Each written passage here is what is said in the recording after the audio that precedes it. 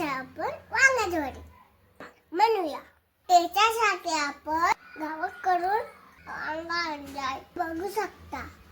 हे बघा, वेळेला घ्यायचं भाजून घेतलाय.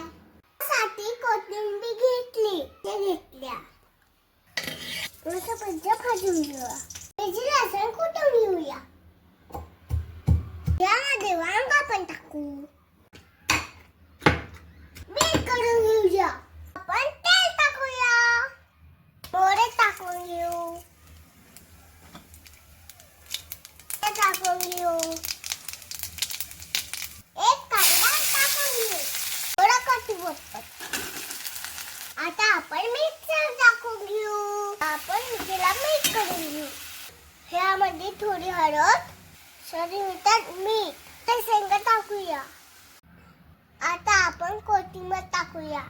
तयार हे वांग्याचं भरीत. याला आपण भाकरी सोबत खाऊया.